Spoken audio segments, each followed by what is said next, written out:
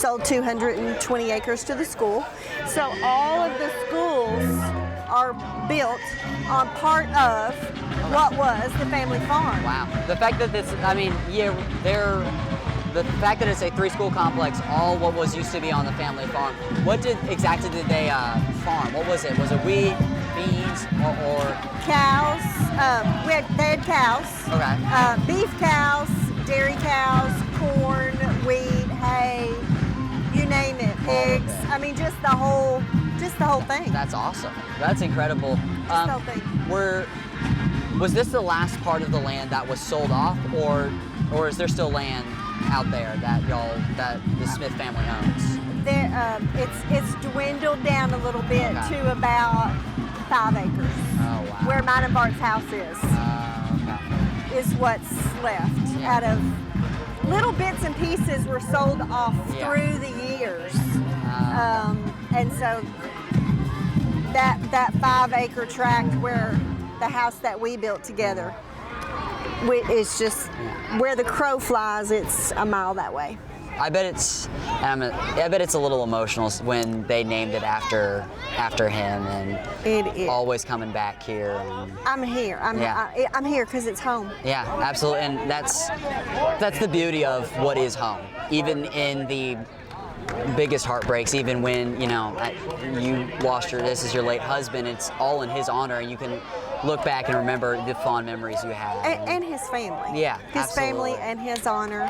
Mm-hmm. They were very excited when the schools bought this and seeing it come up for a school. And he would, when they made the road, they were grading the dirt and paving the way. So you've got your grader blades, and they're paving for Fortress here, and they're moving all the dirt, because all of the roads had to be put in as well. Yeah. So it's crazy to think that all of this was not here. No, not even the subdivisions. Yeah. This was all farmland.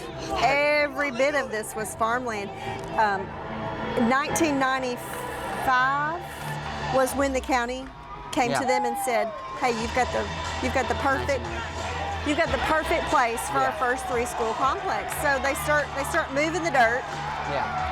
And he would drive the little farm vehicle, like a little Kubota RTV. You know what they look like? Yes, I do actually. Yes. So he would drive that back here every day and see what was going on. Wow. He watched all the progress. So he would really love this. Yeah. And it's amazing that this has been an honor to them for understanding the legacy that they have. The fact that this was able to be built was because of them, and the fact that their willingness to sell their property. Absolutely. They said for education. Yeah, they were like, hey, we want to build a school for people here, and we said the education of our future generation is what is most important. And the fact that that's what they thought and that's what they said is truly beautiful and gives such meaning behind the fact that we are here at Blackman and get to go to this school. Right. Everything. Bart was a police officer, and he also was a bus contractor. So, I mean, they not only sold their land to build the schools, but he, at the time, was transporting children to and from school. So that is why that's up there. It's just amazing to see how somebody has such care for his community. And it's beautiful to see somebody who goes, and it is a very good principle and a Christian principle to go, I'm putting other people and other people's needs ahead of mine. And that's what he always did. He embodied service. And that's amazing. And I would like, I don't know, I have no words. The human, my youth group, head youth group leader says this, the human dictionary does not give enough words to sometimes describe things. And I feel like that's one of these moments. What he has done with his life, what he has put himself out for, and what he has stood for. There's just not really many words in the dictionary that English has to describe how amazing and beautiful that is, and how lucky we are to have a family like y'all's to do this for us. Well, we love you all. Oh, well, thank you so much. Every, and Mr. Smith has been there with no relation, Mr. Smith. And all of the admin have been very gracious to have continuing education, as we call it. Mr. Smith and I just had a conversation about that. You know, it's always been my goal to educate all the children that come through here. Because you've got seniors that are leaving, you've got juniors that are rising, you've got incoming freshmen. They need to know what was here before them. Absolutely. And that's the crucial part. The biggest mistakes that happen in human history is when we forget what happened in the past. Right. When we forget what has been accomplished for us to be in the spot that we are in. We cannot forget the sacrifice that every human laid down during the American Revolution to build this country. We cannot forget what happened when the North fought to free the people. Right. We cannot forget what the soldiers did on Normandy to free Europe. We cannot forget what our ancestors did. He was in Vietnam. He was? He was. Oh, wow. He was in Vietnam for 2 years. What did he do? What specifically was he was in the Army. Oh, that's just incredible. See, both my grandparents actually did serve. My grandfather on my dad's side, he served in Nam as well. He was a engineer on planes. And then my grandfather on my mom's side, he served in the Army for 27 years. Yeah. He was actually on the ground. Oh. Over in, like he was in the thick of it. That is, I think he scored. Wow. That's awesome. But wow. The fact that he served is amazing. The fact that, again... And then came back to serve 39 years law enforcement. Exactly. Somebody who was dedicated to the protection of the community. That's what I'm saying. Embodied service. The man embodied Absolutely. service. Yes. Bart Smith embodied service. And I honestly, the fact that we named this field after him is amazing.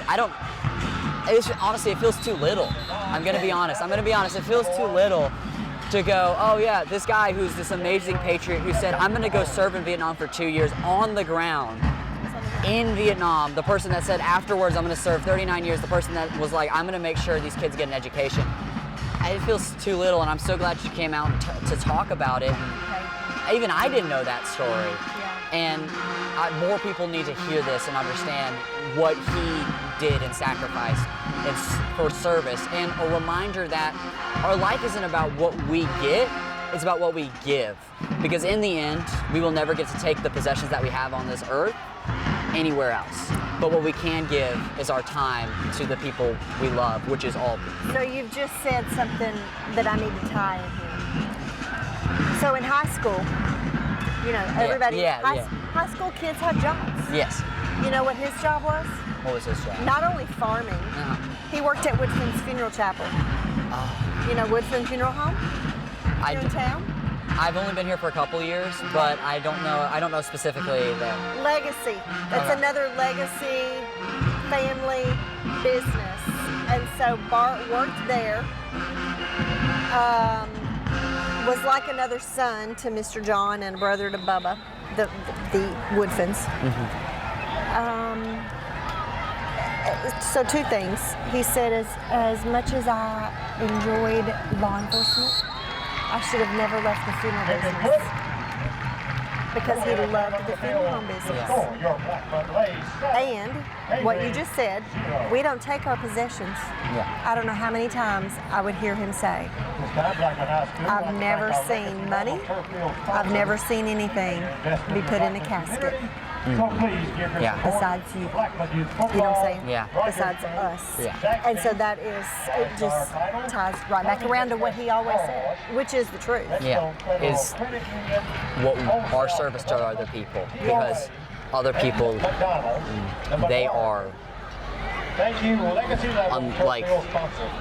they're amazing. Everybody in the earth has been created in, I hate the glory of God.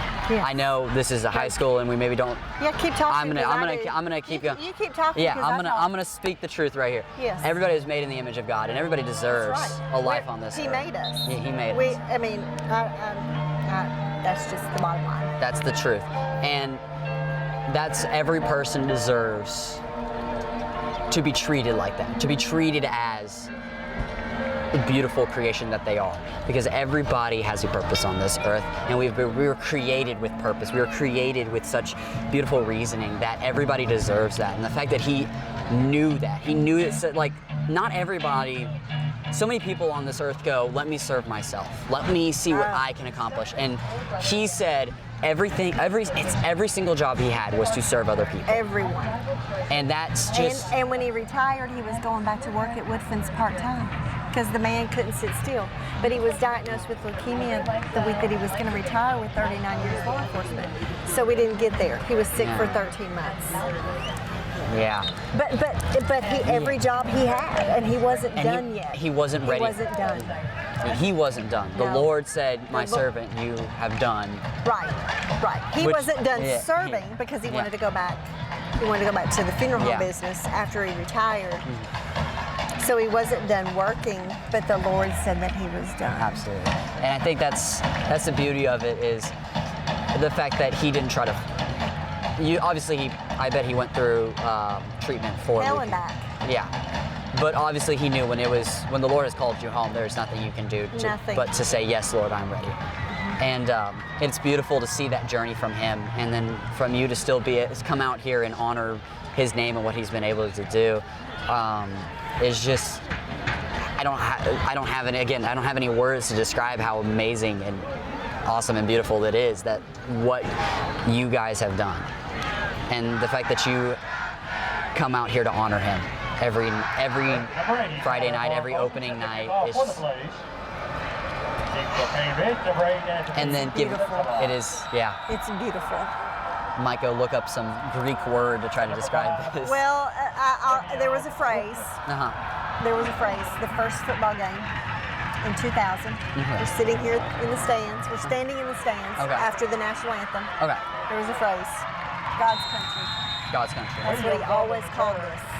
His Blackman home. Yeah. Was God's country. Absolutely. And I wish we did more honor to that. I'm going to be honest. And that's what I try to do, because in the end, there is no other purpose on this earth besides to give glory to God. And what the Lord has asked us to do is love our neighbor. And again, Bart Smith did that. And he was a prime example of that.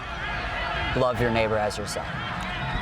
And I just can't. That what he was willing to do on this earth for other people.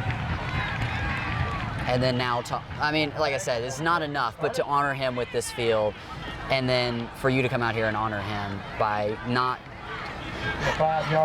everybody did, but it was tragic, obviously, when he passed. And obviously you could have, hidden back and gone away and tried to completely, move on.